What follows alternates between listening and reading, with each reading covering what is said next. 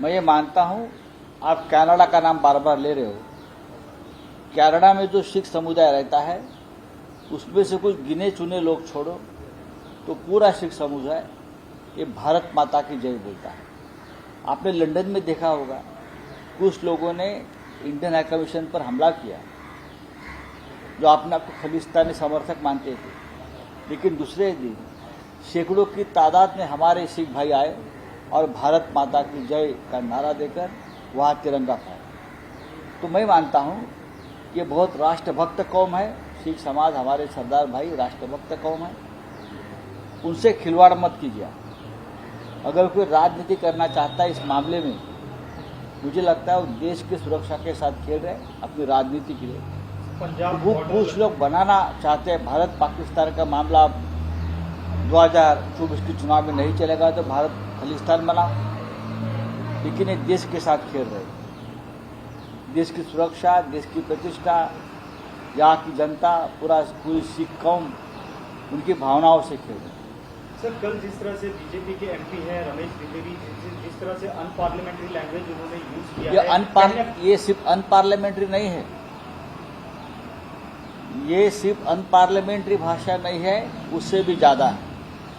आप देखो हमारा रूह तो कांप उठा, चाहे कोई किसी भी धर्म का हो, आप सदन में बैठते हो और आप इस प्रकार का भाषा का एक धर्म के बारे में, एक व्यक्ति के बारे में करते हो, उनके ऊपर क्या एक्शन होगा? राज्यसभा से हमारे 2 सांसद निलंबित हैं, आप संजय सिंह और राघव चड्ढा। क्या उनका अपराध क्या है? आवाज उठाया मणिपुर के मामले में, तो उनको निलंबित कर दिया। लेकिन भारतीय जनता पार्टी का एक सांसद दूसरे चुने हुए सांसद को धर्म जाति के नाम पर गाली देता है, उसे आतंकवादी कहता है और कुछ कहता है, धर्म के नाम से उसको गालियां देता है, और ये नए संसद भवन में हो रहा है भाई। कहीं आप कह रहे हैं कि कम्युनिटी को टारगेट करने की कोशिश की गई, जिस तरह से लैंग्वेज यूज की गई है। देखो, ये भारतीय जनता पार्टी की राजनीति है। जिस भारतीय जनता पार्टी के प्रधानमंत्री अपने संसद के पहले भाषण में एकता और एकात्मता की बात करते रहे, उसी पार्टी के सांसद जो दिल्ली से चुनकर आते हैं, वो अपने एक साथी जो उनके साथ बैठे हैं उनके खिलाफ जिस प्रकार की भाषा का इस्तेमाल करता है, मुझे लगता है ऐसे व्यक्ति को सबसे पहले लोकसभा से निलंबित करना चाहिए, सस्पेंड करना चाहिए और पार्टी से भी सस्पेंड करना चाहिए। बीजेपी ने नोटिस भेजा है। अरे ये नोटिस का नौटंकी होता है, ये नोटिस की नौटंकी हमें मत बताइए। उनको नोटिस भेजा है और संजय सिंह, राघव चड्ढा को सस्पेंड करते हैं। प्रिविलेज मोशन की मांग करते हैं आप? प्रिविलेज मोशन की बात आगे जाएगी, सबसे पहले उनको पार्टी से निष्कासित करें। सर, याबाबत राजनाथ सिंह माफी मागितली, मात्र राजनाथ सिंह अगर माफी मांगते हैं तो उनका बड़प्पन है, क्योंकि वो पुराने जमाने के राजनीतिक कार्यकर्ता है, वो पुराने बीजेपी को रिप्रेजेंट करते हैं, आज के बीजेपी को नहीं। जैसे प्रधानमंत्री मोदी नया भारत की बात करते हैं और पुराने भारत, वैसे मिस्टर राजनाथ सिंह हमारे डिफेंस मिनिस्टर, वो पुराने बीजेपी को रिप्रेजेंट करते हैं, जिसमें संस्कार था, संस्कृति थी। मेरे बात खत्म होने दो। जिस बीजेपी में संस्कार था, संस्कृति थी और राष्ट्रभक्ति थी और राष्ट्रीय एकता की एक चमक थी। मैं क्या बोल सकता हूं? ऐसे मामले में बीजेपी में किसी के ऊपर कार्रवाई नहीं हुई है, कार्रवाई जनता को करनी पड़ेगी। मैं डैनिश अली जी को पहचानता हूं, अमरोहा से एमपी है, बहुत ही संस्कारी व्यक्ति है, पढ़े लिखे व्यक्ति है, हमेशा हमारी बातचीत होती है, राष्ट्रभक्त व्यक्ति है।